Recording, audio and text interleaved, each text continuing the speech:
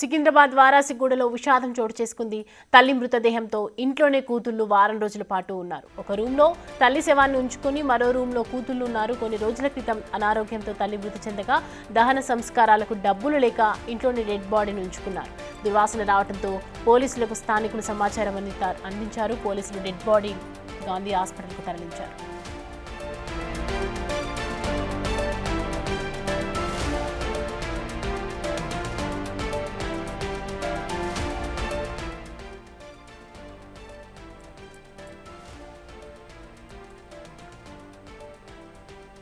సికింద్రాబాద్ వారాసిగూడలో విషాదం చోటు చేసుకుంది. తల్లి మృతదేహంతోనే ఇంట్లో కూతుర్లు వారం రోజుల పాటు ఉన్నారు. ఒక రూమ్లో తల్లి శవాన్ని ఉంచుకొని మరో రూమ్లో కూతుర్లు ఉన్నారు. కొన్ని రోజుల క్రితం అనారోగ్యంతో తల్లి మృతి చెందగా దహన సంస్కారాలకు డబ్బులు లేక ఇంట్లోనే డెడ్ బాడీని ఉంచుకున్నారు. దుర్వాసన రావడంతో పోలీసులకు స్థానికులు సమాచారం అందించగా పోలీసులు డెడ్ బాడీని గాంధీ హాస్పిటల్కు తరలించారు.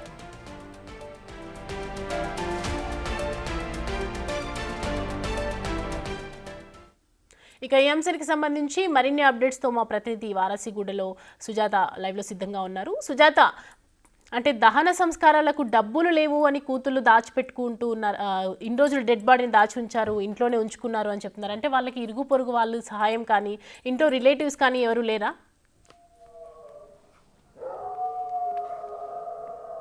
సికింద్రాబాద్ వారాసిగూడ బౌద్ధ నగర్లో దారుణం చోటు చేసుకుంది.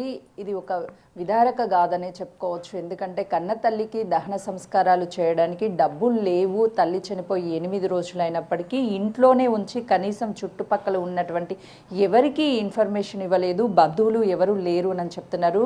గత 6 నెలల క్రితమే ఇదే ఇంట్లో నివాసం ఉంటున్నారు, 3rd ఫ్లోర్లో. అయితే ఇద్దరి కూతుర్లతో తన ఇంట్లో నివాసం ఉంటున్నప్పటికీ ఇద్దరి కూతుర్లు ఉద్యోగం చేస్తున్నారు. కానీ లలిత ఇంట్లోనే ఉంటుంది అని స్థానికులు చెప్తున్నారు. కనీసం ఎవరు బయటికి రారు, పక్క వాళ్ళతో మాట్లాడరు. ఇంట్లో 3 కుక్కలు ఉంటాయి, కాలభైరవ దేవుడు అని చెప్పేసి వాళ్ళు పూజించుకుంటారు. చాలా సైలెంట్గా ఉంటారు. బయట ఏం జరుగుతుంది, కనీసం వాళ్ళ ఇంట్లో ఎవరెవరు ఉంటారనే ఇన్ఫర్మేషన్ కూడా ఎవరికీ తెలియదు. గత కొన్ని సంవత్సరాల క్రితం లలిత భర్తకి దూరంగా ఉంది. గొడవలైన తర్వాత వాళ్ళ ఇంటికి రోజు ఎవరు చుట్టాలు కానీ లేకపోతే స్నేహితులు కానీ ఎవరు రారు. వాళ్ళు 3 మాత్రమే ఉంటారు.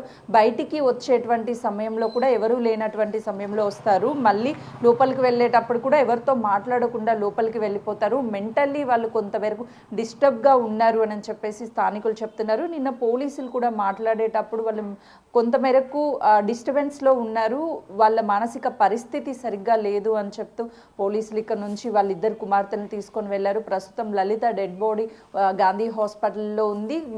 పోస్ట్ మార్టం ఈరోజు చేసే అవకాశం చాలా క్లియర్గా కనిపిస్తుంది. మరోవైపు వాళ్ళిద్దరు కుమార్తెలు ఉద్యోగం చేస్తున్నారు, ప్రైవేట్ కంపెనీస్లో అంటున్నారు. అసలు నిజంగా ఉద్యోగం చేస్తున్నారా లేదు అని అంటే ఉద్యోగం చేస్తున్నాము అని చెప్పేసి తల్లికి చెప్పారనే దాని మీద స్పష్టత లేదు. ఒకవేళ ఉద్యోగం చేస్తే వాళ్ళ దగ్గర ఉన్నటువంటి డబ్బులతో దహన సంస్కారాలు చేసే అవకాశం ఉంటుంది. కానీ గత కొన్ని నెలల నుంచి రెంట్ కూడా పే చేయలేదు. రెంట్ పే చేయని చెప్పిన ప్రతిసారి కడతాము అని చెప్పేసి చెప్తున్నారు. కానీ రెంట్ పే చేయడం లేదు అని చెప్పేసి ఇంటి యజమానులు చెప్తున్నారు. స్థానికంగా ఉన్నటువంటి వాళ్ళు మాకు వాళ్ళ గురించి ఎలాంటి వివరాలు తెలియదు, ఎప్పుడూ మాకు కనిపించరు అని చెప్తున్నారు. ప్రస్తుతం అయితే ఇదే ఇంట్లో 6 నెలల నుంచి ఉంటున్నప్పటికీ చుట్టుపక్కల వాళ్ళకి పెద్దగా పరిచయం లేదు వాళ్ళని చెప్తున్నారు. స్థానికులు ఉన్నారు, వాళ్ళతో మాట్లాడదాము. అసలు ఏం జరిగిందండి? 8 డేస్ అయితే కనీసం ఎవరికి ఎందుకు ఇన్ఫర్మేషన్ ఇవ్వలేదు? యాక్చువల్గా వాళ్ళు ఎవరు బయటికి రారు ఎప్పుడు. మాకు కూడా వాళ్ళే బయటకు వచ్చి మా ఇక్కడ పార్టీ ఆఫీస్ ఉంటుంది, వాళ్ళకు ఇంటిమేట్ చేస్తే వాళ్ళు పిఎస్కి ఇంటిమేట్ చేసాము మేము. దాని తర్వాత ఇక్కడికి వచ్చి కనుక్కుంటే 8 to 10 డేస్ ఇంట్లోనే పెట్టారంట. ఇంకా ఏదో వాళ్ళ ఇంట్లో ఉన్నది ఏదో తినుకుంటూ కూర్చున్నారంట. తర్వాత వాళ్ళు కూడా కొంచెం మెంటల్గా కొంచెం డిస్టర్బ్గా ఉన్నారని తెలిసింది. ఎందుకంటే వాళ్ళ చేతులకు కూడా గాయాలు కనిపించినాయి. ఇక నిన్న గాంధీకి పోస్ట్ మార్టం తీసుకెళ్ళిండ్రు. ఇంకా ఏంటి ఫర్దర్ యాక్షన్ ఏంటిది అనేది ఇక పోలీస్ ఎంక్వైరీలో తెలుస్తుంది. ఏంటి అది నార్మల్ అంటే అంతకు ముందు రోజు ఏమైందంటే ఆమె కొంచెం ఆయాసం తీసుకుంటూ హాస్పిటల్కి వెళ్ళింది అని ఇక్కడ వాళ్ళు చెప్పిండ్రు. ఒకవేళ అది ఉంటే మరి హార్ట్ స్ట్రోక్ వచ్చి ఉండొచ్చు, లేకుంటే ఏం జరిగింది అనేది తెలియదు. కానీ పూజలకు బాగా వీళ్ళు అంటే దేవుడిని బాగా పూజలు చేస్తూ కొలుస్తారని చెప్పిండ్రు వాళ్ళ ఇంట్లో ఇక్కడ ఉండే రెంటర్స్ వాళ్ళు చెప్పారు. ఇక్కడ ఎప్పుడు ఓం శాంతి కూడా నిర్వహిస్తారు ఒక 2 డేస్కి 3 డేస్కి.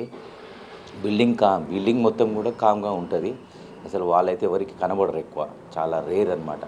ఇక ఆర్థికంగా కూడా ఇబ్బందిగా ఉన్నారు, ప్లస్ ఫ్యామిలీ కూడా కొంచెం టెన్షన్స్ ఉన్నారు. ఎందుకంటే వాళ్ళ హస్బెండ్ ఏదో ఓయూలో జాబ్ చేస్తాడు, ప్లస్ దూరంగా ఉన్నాడు, ఒక 5-6 ఇయర్స్ నుంచి దూరంగా ఉన్నాడు.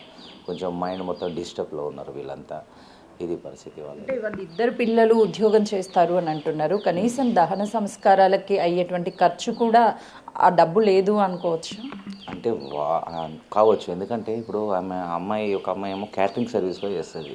ఇప్పుడు వాళ్ళు 2 డేస్ ఉంటే 5 డేస్ ఇంట్లో ఉండాల్సి వస్తుంది. ఆర్థికంగా అయితే ఇబ్బంది కావచ్చు అది కూడా, ఎందుకంటే ఇంటర్నల్గా ఏముండదు అనేది మనకు తెలియదు. అది ఆర్థికంగా అట్లాంటిది ఏమన్నా వాళ్ళకి ఏమన్నా కావాలంటే ఇక్కడ ఏరియా బస్తీ వాళ్ళ మేమేమన్నా కూడా కావాలంటే మేము చేయడానికి రెడీగా ఉంటాం. దానికే ఎప్పుడైనా వచ్చి వాళ్ళ ఆర్థిక ఇబ్బందులు కానీ, లేకపోతే వాళ్ళ ఇంట్లో సిచ్యువేషన్ ఎప్పుడైనా మాట్లాడడం కానీ కాలనీ పెద్దల వాళ్ళతో ఏమన్నా చర్చిస్తారా? ఏమీ చేయలేదు ఇప్పటిదాకా. అంటే వాళ్ళు ఉన్నారా లేరా అన్నట్టే ఉండేది. అసలు ఎవరు బయటికి వెళ్ళకపోయేది, ఎప్పుడు బయటికి వెళ్ళకపోయేది వాళ్ళు. అంటే మెంటల్లీ స్టేటస్ కూడా వాళ్ళది సరిగ్గా లేదు అని అంటున్నారు. వాస్తవమేనా అండి? బయటకు వచ్చినప్పుడు ఉద్యోగానికి వెళ్ళేటప్పుడు కావచ్చు, వచ్చేటప్పుడు ఎవరైనా పలకరించినా మాట్లాడే అవకాశం ఉంటుంది? అసలు మాట్లాడతారా వాళ్ళు? లేదు, వాళ్ళు ఎవరికి కూడా టచ్లో లేరు, ఎక్కువ లేరు. అంటే ఇక రెంట్ కూడా సరిగ్గా కట్టలేదు అని ఓనర్ చెప్పారు నిన్న ఈవినింగ్. ఇట్లా రెంట్ కూడా సరిగ్గా కట్టకపోయేది, 3 మంత్స్కి 2 మంత్స్కి ఒకసారి కట్టేది. అంటే ఇక ఇప్పుడు ఆర్థిక పరిస్థితి ఇబ్బంది ఉంటేనే వాళ్ళు అలా జరిగి ఉంటుంది. ఎందుకంటే ఒకవేళ ఇబ్బంది లేకుంటే మాత్రం వాళ్ళు మంత్లీ రెంట్ కట్టేవాళ్ళు. నిన్న పోలీసులకి ఎలా తెలిసింది? ఎవరు సమాచారం ఇచ్చారు? అయితే వీళ్ళు అసలు ఎవరికి చెప్పాలో అర్థం కాక ఇక్కడ ఎమ్మెల్యే గారి క్యాంప్ ఆఫీస్ ఉంటుంది, అక్కడ కూడా చెప్పాను. అక్కడ చెప్తే అక్కడి నుంచి ఇక్కడ స్టేషన్కి కూడా కాల్ చేయడం జరిగింది. వీళ్ళు కూడా స్టేషన్కి వచ్చి చెప్పడం జరిగింది. అంటే వీళ్ళు భయం అన్నమాట. అయ్యో చనిపోయింది, ఇప్పుడు ఎవరు ఆదుకుంటారు అనే ఒక ఇంటెన్షన్తో వాళ్ళు ఎవరికి చెప్పకుండా, ఎందుకంటే ఫ్యామిలీ కూడా చాలామంది దూరమైనరని విన్నాం మేము. ఇక్కడ జరిగిన విషయంలో ఫ్యామిలీ ఎవరు దగ్గరికి రాలేదు, ఫ్యామిలీ ఎవరు లేరు, తండ్రి దూరం అయిండు, అంటే మాకెవరు లేరు మేమే అని వాళ్ళ ఇంటెన్షన్తో వాళ్ళు ఎవరికి చెప్పలేకపోయారు. అంటే దాదాపు 8 రోజుల పాటు మృతదేహాన్ని లోపలే ఉంచి వీళ్ళు ఎలా ఉండగలిగారు? అంటే చుట్టుపక్కల ఏమైనా స్మెల్ రాలేదా అసలు? అయితే యాక్చువల్గా ఇది పెద్ద బిల్డింగ్, 3 floors బిల్డింగ్ కాబట్టి అంత స్మెల్ కింది దాకా రాలే. అదే ఒక సింగిల్ రూము, ఒక సింగిల్ బెడ్రూము, డబుల్ బెడ్రూము, ఒక ఫస్ట్ ఫ్లోర్ సెకండ్ ఫ్లోర్ ఉంటే బాగుంటుంది. బిల్డింగ్ హైట్ పెద్దగా ఉన్నది, అందుకే పైన ఫ్లోర్ కాబట్టి వాళ్ళకంత ఏం తెలియలేదు వాళ్ళకి కూడా. నిన్న పోలీసులు వచ్చినప్పుడు ఏమైనా వివరాలు అడిగారా మిమ్మల్ని? అసలు వాళ్ళు ఎలా ఉంటారు, ఏంటి, ఏం జరిగింది అని? లేదు, కనుక్కున్నారు, వాళ్ళు కూడా కనుక్కున్నారు. వాళ్ళకు కూడా ఏదైతే ఇన్ఫర్మేషన్ ఉంటుందో ఆ ఇన్ఫర్మేషన్ వాళ్ళకు కూడా ఇచ్చినాము. ఇక వాళ్ళని ఎంక్వైరీ చేస్తే ఇది ఎలా జరిగింది అనేది తెలుస్తుంది. 99% అయితే ఆమె హార్ట్ స్ట్రోక్తో చనిపోయిందని అందరు అనుకుంటున్నారు. ఎందుకంటే అంతకు ప్రీవియస్ డే రోజు ఆమె ఆయాసంతో బాధపడుతూ హాస్పిటల్ తీసుకెళ్ళిండ్రు. ఇంట్లో వాళ్ళ పాపనే తీసుకెళ్ళింది కాబట్టి మేబీ అదే ఉండొచ్చు అని అనుకుంటున్నాను. ఇద్దరు కుమార్తెల ఏజ్ ఎంత ఉంటుందండి వాళ్ళిద్దరు? ఇప్పుడు ఎక్కడున్నారు వాళ్ళు? 21, 24 ఉంటుంది. అయితే యాక్చువల్గా నేను బాడీతో పాటు గాంధీ హాస్పిటల్కి తీసుకెళ్ళిండ్రు. ఇంకా తర్వాత మరి హోమ్కి పంపారా లేకపోతే స్టేషన్లో అయితే ఉంచారు కదండి, హోమ్కి పంపి ఉండొచ్చు. తర్వాత మరి వాళ్ళ తీసుకొచ్చి ఇన్వెస్టిగేషన్ చేస్తారు. వాళ్ళతో మాట్లాడారా? ఆ పిల్లలతో అసలు ఏం జరిగింది, ఎందుకు 8 days పాటు చనిపోయాక వాళ్ళ అమ్మని లోపల ఉంచారు, ఏమన్నా మాట్లాడారా మీరు? అది ఇక మేము మాట్లాడలేదు, పోలీస్ డిపార్ట్మెంట్ వాళ్ళు వచ్చారు కాబట్టి ఇంకా వాళ్ళే ఫర్దర్ చూసుకుంటారని చెప్పేసి మేమేం మాట్లాడలేదు. వాళ్ళతో మాట్లాడే అవకాశం కూడా కల్పించలేదు. అట్లా అది ప్రస్తుతం చూస్తున్నాం కదా, స్థానికులు అయితే వాళ్ళు ఎప్పుడూ బయటికి వచ్చేవాళ్ళు కాదు, దేవుణ్ణి అమితంగా పూజించేవాళ్ళు. లోపల కుక్కలు ఉండేవి, కాళ్ళభైరవ దేవుడు అంటూ వాళ్ళు లోపలే ఉండేవాళ్ళు. ఆ ఇద్దరు పిల్లలు, ఒక పాప క్యాటరింగ్ చేసేది, మరొక పాప ప్రైవేట్ ఎంప్లాయీగా చేస్తుంది. 2 రోజులు ఉద్యోగం చేస్తే 4 రోజుల పాటు ఖాళీగా ఉండేవాళ్ళు. కనీసం రెంట్ కట్టడానికి వాళ్ళ దగ్గర డబ్బులు లేవు, చాలాసార్లు ఆర్థికంగా ఇబ్బంది పడ్డారు అని నిన్న ఇంటి యజమానులు చెప్పే వరకు మాకు తెలియదు. కానీ ఎవ్వరూ బయటికి వచ్చి మాట్లాడారు మాట్లాడే వాళ్ళు కాదు అంటున్నారు. ప్రస్తుతం ఆ ఇద్దరు పిల్లల్ని హోమ్కి తరలించారు.